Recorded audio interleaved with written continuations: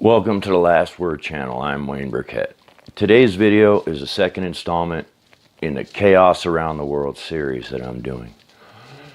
In this video, we're going to take a closer look at the US-Mexico border and the chaos surrounding it, and what's going on with all the caravans and who's facilitating it. But first, let's just take a look at the movements of the people and maybe come up with some questions that might need to be answered regarding this. And maybe we'll look at a couple of news clips where the authorities are talking about what is actually going on, what they're seeing with their boots on the ground and dealing with these people in person.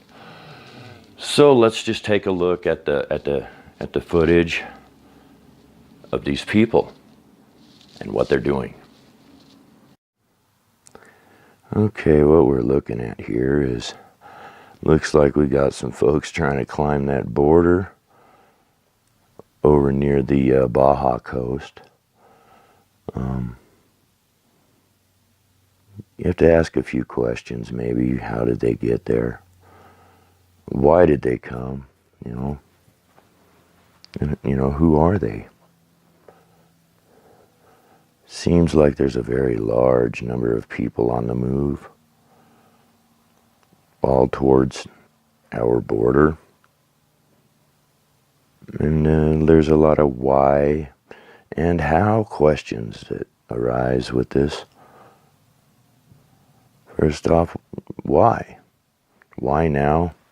Why so many people willing to risk it all to wind up in one of these camps? Hungry, tired. Is the American dream, the chance of it, the only factor? Or is that dream being used as a lure? Maybe people are using it for a political ends.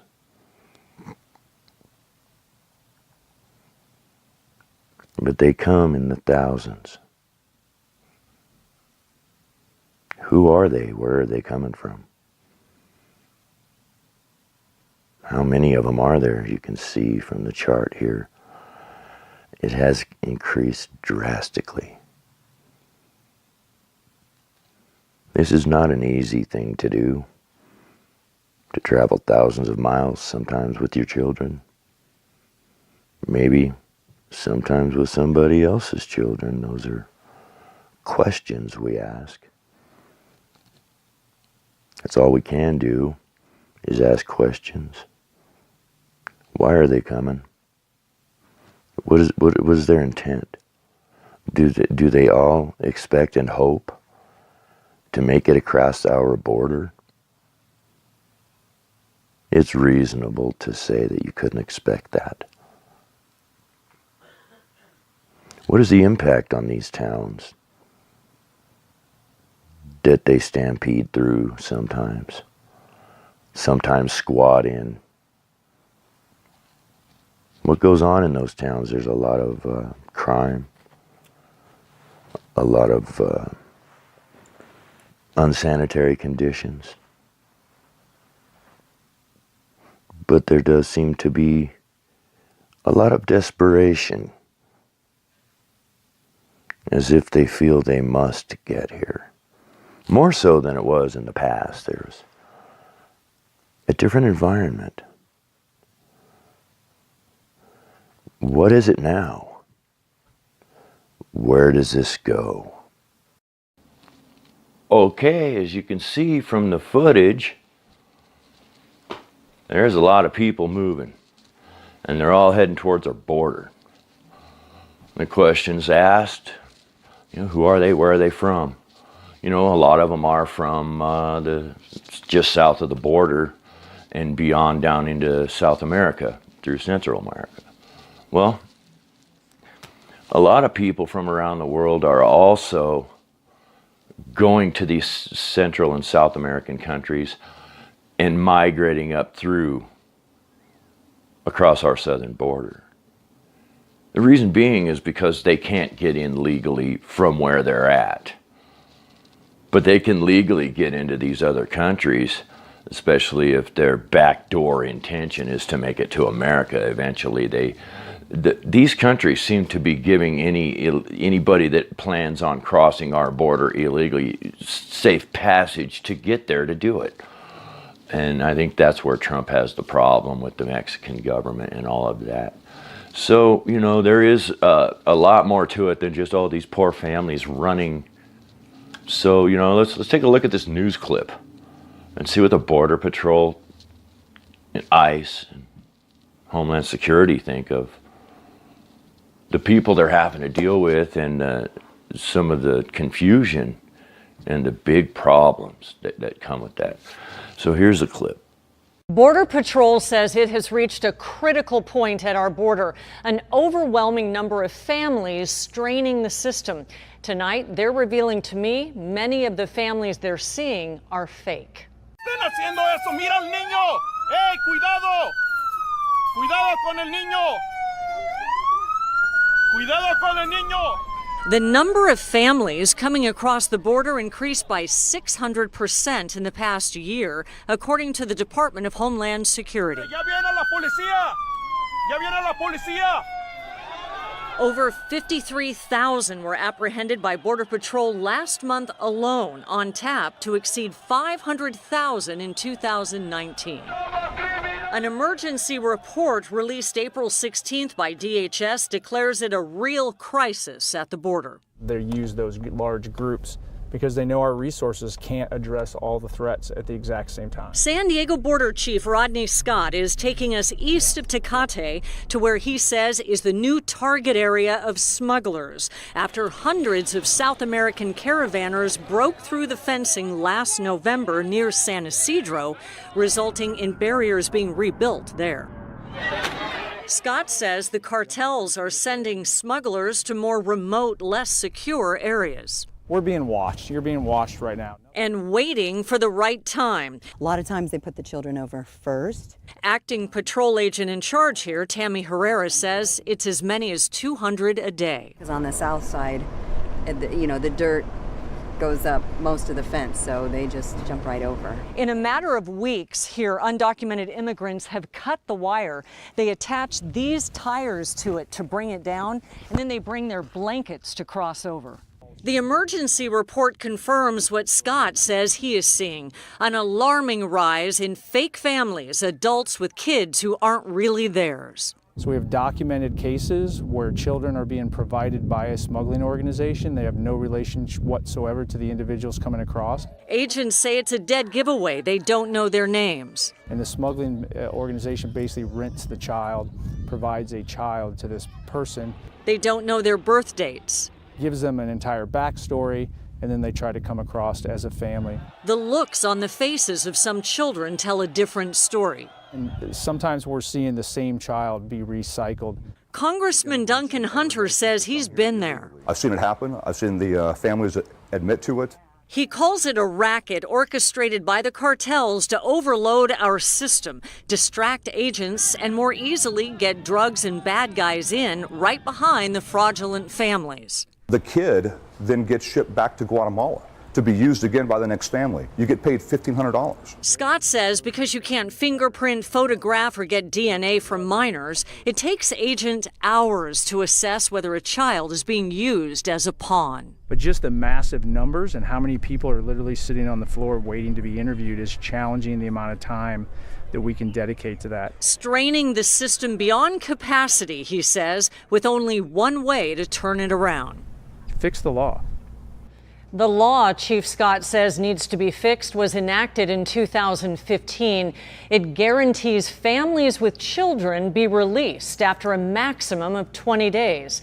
The Border Patrol, as well as the recent DHS report, says the law needs to be adjusted to match the threats that we're facing today. And Scott warns we can't arrest our way out of this problem. So, wow, what a situation.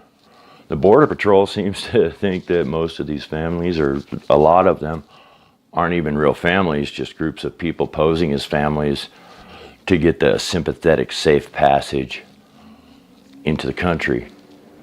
You don't want to leave kids and stuff just sitting out there in the desert waiting to try to cross the border. They tend to be humanitarian and humane about it, and they want to get these people out of the elements and to a safe place. Because as you've seen in the first clip, it's not always just, we're walking in a caravan, across the horizon on a way to a better life. No, there's clashes, there's violence, there's destitution, there's starvation, there's abuse. It's a really rough situation. Now let's look at what's happening here. Who's doing this? It's not just these people doing it. They didn't all get together on their own and decide, hey, let's just all try to rush America. Let's be serious. It's not what's going on.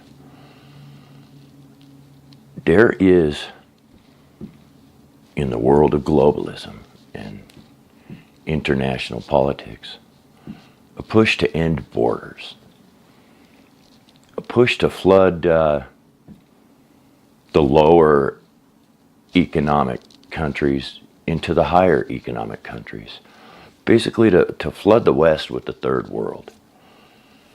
And what happens when you do that is it's a leveling off, an averaging out. They become a little more modern. We become a little more third world. That's the UN formula for everything that they do with religion. You got to be more acceptance of that. You got to be more acceptance of that. We get the Vatican involved with all of the imams, and pretty soon you got a one world religion under a one world government, because there's no borders. You got George Soros, one of the biggest financiers of all of this global chaos, and you can't call me anti-Semitic. I've studied this stuff. I don't care if he's a Jew. I don't care what the creep is. The bottom line is he runs this Open Societies Foundation, and they finance things like this. They finance the pamphlets over there on North Africa for those migrants to figure out how to game their systems. And what do you know? That's the same kind of thing that's going on down there in the countries of origin, where they're gathering up these caravans and firing them up and sending them to our border. That's what's going on. It's a UN or a globalist agenda and a big elitist agenda to erase borders, to basically flood the intelligent people that oppose them with people that don't know what's going on and make that the majority. That's kind of what I think it is that they want an underclass that's not wise to their nonsense to be the majority. I mean, they almost got that here without bringing anybody. If you ever talk to anybody on the street, they aren't getting smarter, are they? So this situation, what's it going to do to our country if we just allow it? Well, just like I said, we become more third world. And according to statistics, we become a lot less of a safe country to live in, that's for sure. Because one of the questions is, who in the hell are these people? And why are they coming all at once?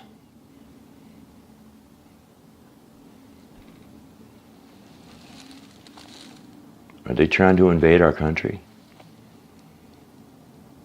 Is this being organized through a network of people setting up little like charities or foundations or whatever you want to call it, so that these people can sign up and they organize them and send them on up here? Is that what they're doing? I've heard of trips of Nancy Pelosi, Beto O'Rourke tagging along behind her, going down there talking to some of these people. That's what I think's going on. I think they're trying to crash America in every way they can. Our economy, our population, our demographics, even our food supply. It's coming. I'll bring you up to snuff on all of those subjects in some of my future videos about the world in chaos.